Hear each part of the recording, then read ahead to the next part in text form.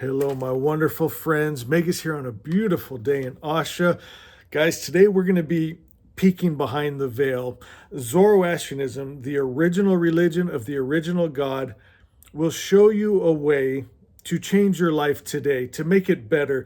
I'm going to present you with the information right out of Zarathustra's own writings, and then you can make the choice. But you will know truth today. If you've ever wondered, what is this world all about? Is there a God, a guy in the sky that I can reach out to for help, to intervene in my life for protection, provision? Well, we're going to cover subjects like making a deal with the devil. Is that a real thing? We're going to talk about blaspheming. Is that real? And for those of you that have fear about that, no, it's not. It's impossible. But I'm going to show you how the stories got twisted and how it brought so much fear and what the true meaning of those stories and myths were. A big one we're going to cover today is the myths of the power of name. You know, you've probably seen this in many different mythology, where if you could get the name of a god or a demon or whatever, you could control them. I'm going to show you the power in that. And my friends, this is for, you can be Christian, Jewish, Muslim, Zoroastrian, Buddhist, Taoist, whatever. This message is going to open your eyes to how these myths and stories got changed. But when you take it back to the original meaning, how it can affect your life today, make your life better. That's what this is all about. And we get testimonies all the time of people that love life now. They were so depressed, had no hope, and now they're like, oh my God, life is a gift. That's what I want you to get by the end of this. I want all fear to be gone of that you blasphemed the Holy Spirit, or you made a deal with the devil. I want you to understand the power of true names. You know, as a matter of fact, we'll even get into how blessed are we. We've got these texts are thousands and thousands of years old. And we have the writings, we have the original prayers. We're going to get into the original prayer, Yata'ahu. And it said that's the prayer God prays. And it said when 1/3 is prayed, the evil spirit or lion illusion starts to get kind of shaky, kind of fuzzy. The simulation starts to glitch. When 2/3 is prayed, the lion illusion, the matrix falls. And when the prayer is finished, real life, good life, God life, the only thing that could come from a perfect creator's perfect mind that we call Asha, which is truth. And so we're going to be in Asha 15 today, if you got your book, and then we're going to be in Zarathustra's Song 17. That's a powerful one because it talks about the union of the conscious and the subconscious. And this is what we need. We need to bring the conscious mind into the subconscious. And this is what the world religions tell you to never do, right? They tell you, don't trust your heart. Don't trust your own conscience. Only trust your priest, our books, don't trust your heart, because they know the minute you bring consciousness into the subconscious and you start speaking and calling things as they are, you're going to start to shake some things up. Again, the evil spirit, the lion illusion, going to get shaky. And if you speak the name, the matrix will fall. And that's what I would like for us to do today. If you're interested, as we get into this, do me a favor, my longtime followers, hit that like button. It helps the channel. So I want to talk about the name of God. It's a lot like the name of love. The word love itself is not love, right? Love is the action. So we want to get to the principle. God means the highest principle of good. So everyone, all the different religions all around the world, I don't even know how many gods there are. So everyone uses that word, that name God, but we want to get to the principle behind it. And a great example is the wrong idea of God. That can be at a subconscious level that you don't realize, but it's controlling your whole life. And the subconscious, right? They also call it the unconscious because you're kind of unconscious about all your beliefs. A lot of them were just passed down from grandma and grandpa, mom and dad, society. You haven't taken the time to bring the conscious into the subconscious and really look around and discover, is this true, right? Is this what's real? You maybe have just accepted it. And here's what happens. And we've seen this. I'm going to start in history. I'm going back a couple thousand years in the Bible, and then we're going to bring it into today in your own life. And you're going to see, well, you'll see. This is good stuff, though. So when people are taught killing is obedience, conquest is righteous, that God blesses violence, then people no longer experience themselves as evil, they experience themselves as faithful.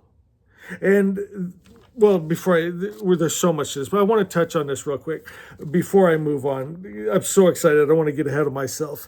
So you'll read stories like in the Bible. I went to Bible college, went to all the apologetic courses and everything. And you'll see some stories where like it said God commanded them. So again, here we're using the name God, but we want to know the true name.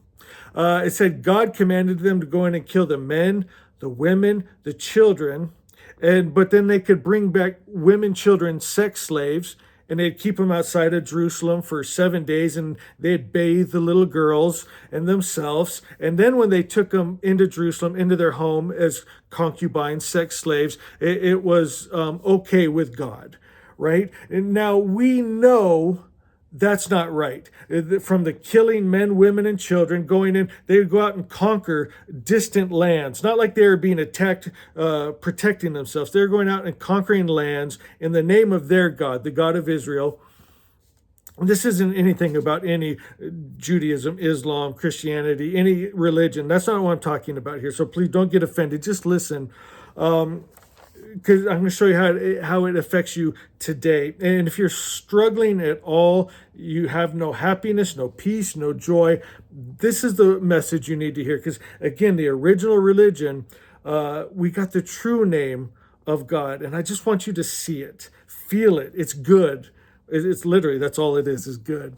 So they would go in and do those things, and they think they're being faithful, killing a baby, a child, women, just slaughter, right? Bringing back all the spoils, keeping sex slaves. Now we have something in our heart of hearts, our conscious mind, that goes in and looks at those, if you are brave enough to look at it, and it says, that's bad. Here's where they get you. Now they're going to have you fear that you blasphemed, right? That you'll be separated from God now. My friends, you cannot, let me start with this because you might have fear about this. You cannot blaspheme the Holy Spirit. You come from good spirit. You're made of good spirit. Asha, the Holy Spirit, and you cannot be separated.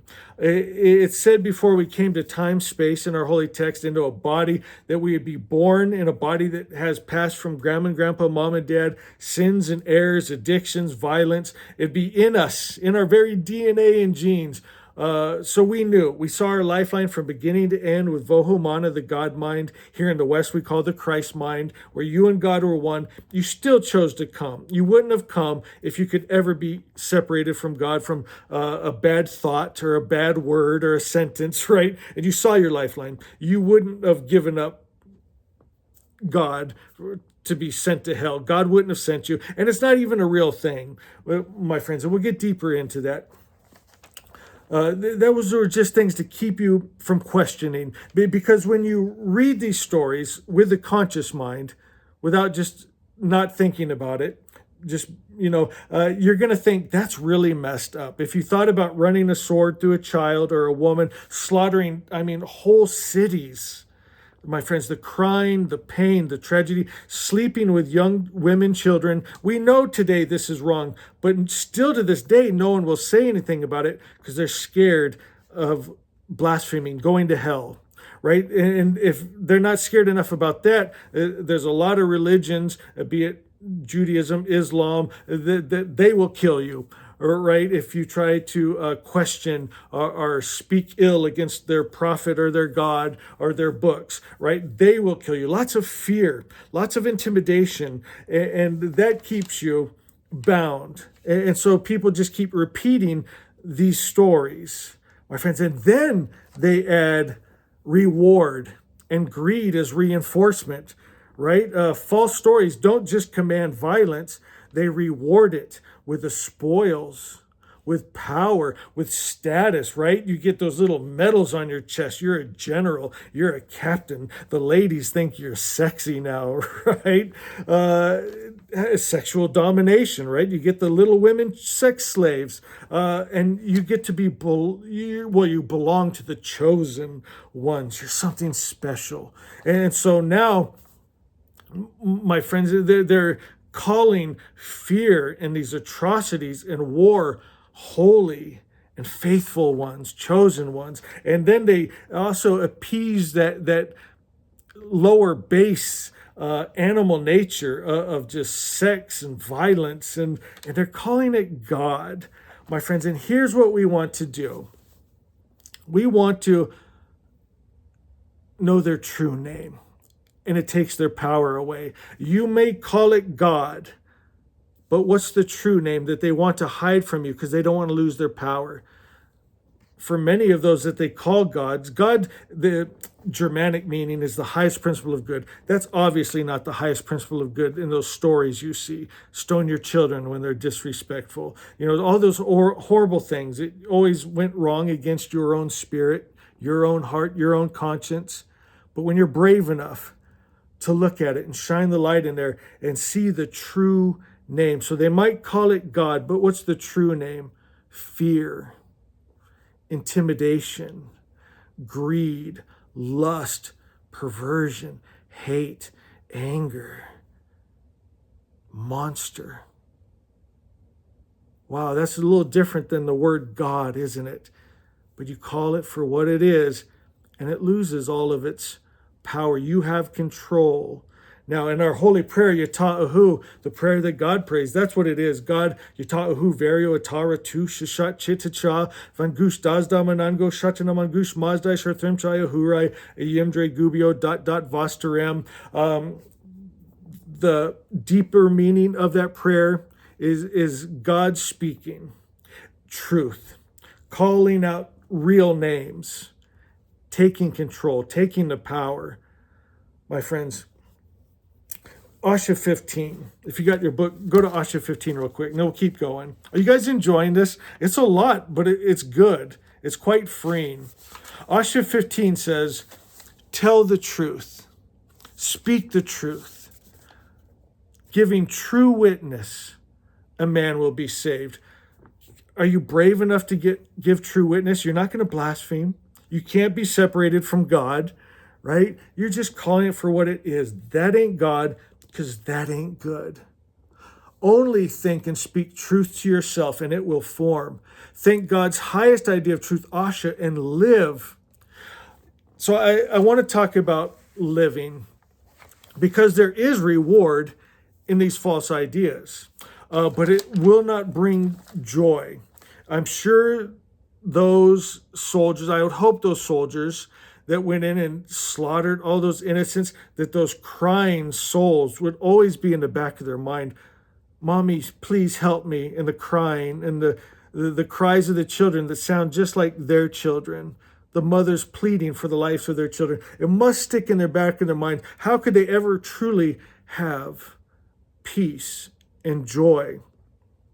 My friends, I think that's why you see a lot of people here in the West. I mean, we get it all the time. These people, they got fame and money, and they found dead. They kill themselves because they have no peace or joy.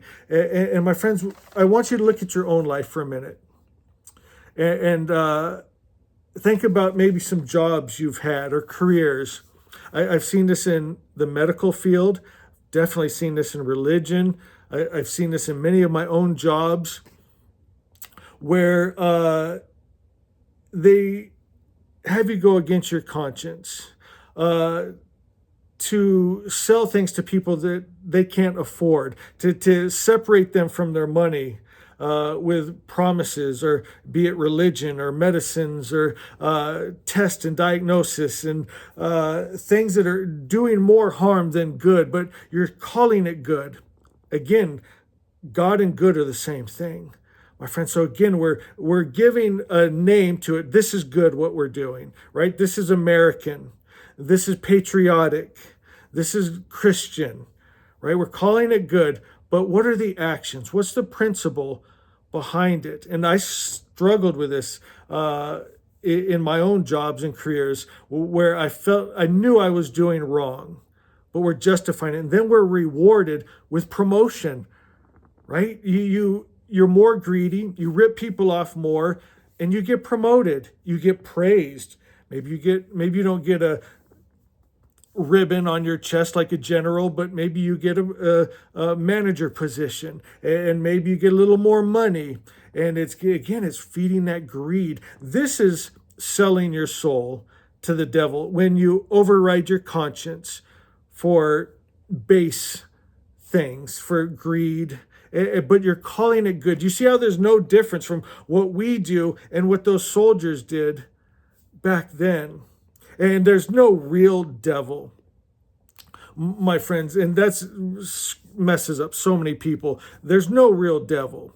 You can't write out a contract and now you're famous. It's just overriding your conscience. It's just allowing yourself to believe these false ideas, these false stories, because there is a reward in it, but that reward never brings you the peace and the joy and the goodness that you're truly seeking. There's a better way, a good way, a God way, my friends. The name is not the authority. The principle is. Does that make sense? It's not about the names, what you call your God. What is the spirit behind it? And that's the beauty of the original religion. God and good were the same thing. God never, no matter how man was acting the fool, messing up, sinning in error, he never had to think, look what you made me do. Now I had to get angry and hateful and smiting and warring, killing men, women, and children, and then comes back up to his high position. God is always the highest principle. And this is what we want to focus on, principles, the principle of love, right? There's a word love that can also mean possession, right? You've probably been hurt by love. That's not the principle of love. Again, it's the wrong idea, wrong story masquerading in that word, just like God, love, right? Are you understanding this? So God and love, these principles are always just that. And our God doesn't love and hate. He's not at peace and goes to war. He's just good. He doesn't heal and send sickness and disease. You could never be separated from this principle of God good, from this principle of love. You can forget about them. You can choose to believe those false mixed monster gods, right? Shouldn't be called gods. We want to call them out for what they are: fear, intimidation, right? Destruction. It takes the power away. It's a beautiful thing about truth. The translation of Asha is truth.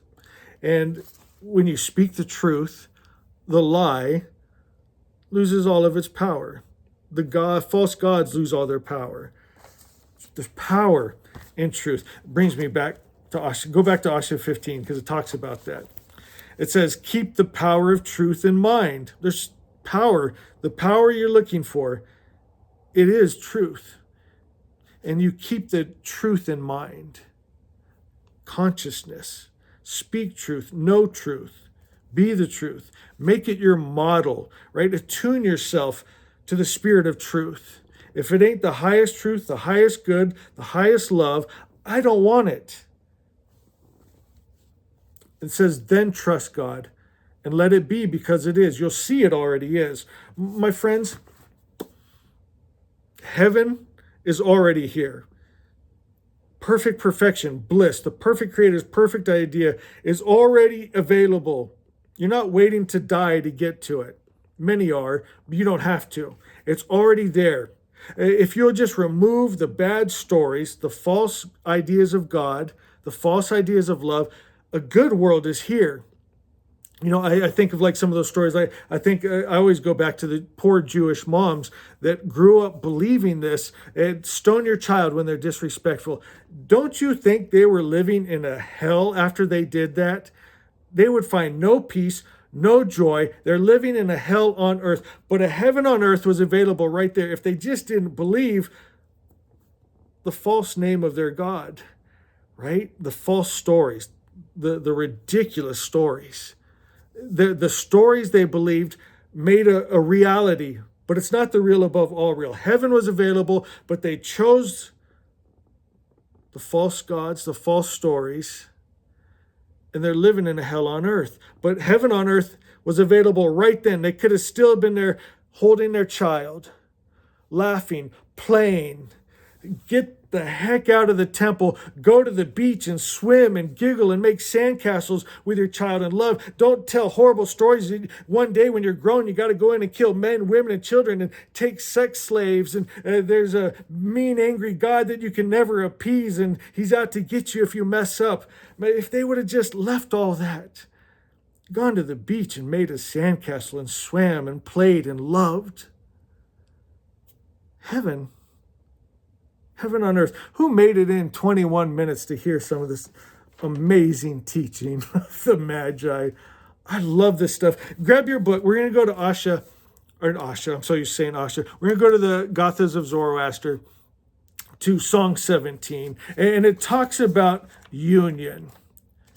It's the marriage, right? I think a lot of people miss the deeper meaning. This marriage is of God and man, conscious and subconscious, male and female, my friends. And the false systems, they want to keep you in division, not union. Because when you're in division, they can keep you from bringing your consciousness into the subconscious and calling things as they truly are. They can keep you in fear, confusion, doubt, worry. Our Song 17, habit, 12 years of saying Asha. We've been teaching out of Asha for 12 years. We just wrote this last year, and it's a translation of Zarathustra's Gathas. And Song 17 says, the marriage of heaven and earth, verse 1, in the temple of dawn, the bells ring clear. The bride is the soul, the groom the spirit. Asha walks between them, veiled in light, and the two are joined as one eternal flame. This is that union. Now when your spirit, that divine spark, that Fravashi, right, it is speaking, where the mind and subconscious mind has become one. My friends, it's pure light. Zoroaster means pure light, undefiled, undiluted, unmixed. It's that place where you are one with God, right? It's that Christ mind, Vohumenu, where you and God are one. You in truth, you in love, you in protection, you in provision. It's that truth that removes the lie and illusion. Verse 2, mind and heart embrace in the holy vow. Heaven bends to kiss the earth, and all creation sings. What God has joined, let no lie divide. Verse 3, I am the living covenant, the harmony of seen and unseen. From this union, goodness overflows, and the world drinks joy from its own spring. By truth I decree the real world is here.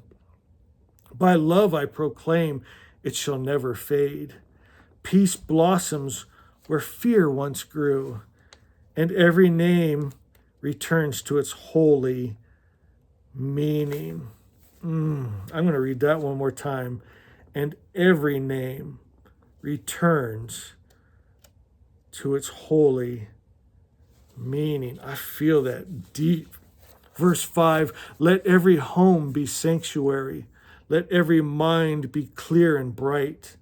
Let every hand show kindness, and every tongue speak healing. Verse 6, may Asha reign through every realm, and Vohumana crown each thought. Let no word be spoken in vain, for the word is living and divine. Verse 7, blessed are the children of light who remember their birthright of joy. They walk in balance and breath in wonder, and the stars themselves bear witness. Verse 8, I decree the poor are rich in spirit, the broken are mended in love. The blind shall see the true world. That's what we do, Magi. The blind shall see the true world, the true God, the true light, the real world. And the weary shall awaken in peace. Verse 9, let the rivers laugh again, and the mountains wear their crown of snow. Let man and beast and wind and flame sing the hymn of one creation. Verse 10, this is the wedding feast of worlds, the spirit and the flesh made whole. Truth is the music, love the wine, and Asha is. Oh, I love that. And I love you. Did you enjoy that today? If you have any questions, go to the comments and I'll try to answer them the best I can, either in the comments or if it's too long, I'll answer it in the next video. My friends, I want to leave you with this. The foundation of Zoroastrianism. God is just good. That's his true name, goodness, love, peace, joy. Everything instinctively in that divine spark you know that is good. In our holy text, there's never anything that you read and brings confusion. There's no stories that are bad. They're all about just the nature of God good, shining the love and the light and the peace, always the highest principle. Let's restore God's name. Take that spirit into us. It'll change you. It's that union. You become one with that. And it changes the world. Let's call out the false gods. They might be using the word God, but what's the principle behind it? Is it fear, control, violence? Speak the true name. They lose all their power. And then speak the true name of God. Good. Be in union, marriage with that. Watch how you feel. Watch how you're no longer scared of being separated from God. You no longer feel like a dirty sinner for questioning those horrible stories from those false gods. My friend, if you ever read a story and you had a bad thought about that story and that God, that's a good sign. That means you are waking up. You're putting your consciousness in there. You weren't just going along with the herd in fear, doing every awful thing they told you to do out of fear. You thought about it. You brought that conscious mind into it. You went against what they said. They said, don't trust your heart. It can't be trusted, right? It's dirty. And you found out, no, my heart was pure. It was better than their gods, better than their stories. And then look what showed up. Asha. You allowed it. It was always there. Asha was always there. But you allowed it now. You set down those false gods and stories. You called them for what they were. It was scary at first because they told you they were going to get you or God was going to get you. And what did you end up? In the arms of the loving Father, the all-good God of truth, of peace, of joy that resonates in your heart of hearts. God is all good. God is all good. God is all good and is so proud of you and loves you so much. And you were so brave to come into a body and into this world to bring your love and light and to restore God's name. And I love love. Love you.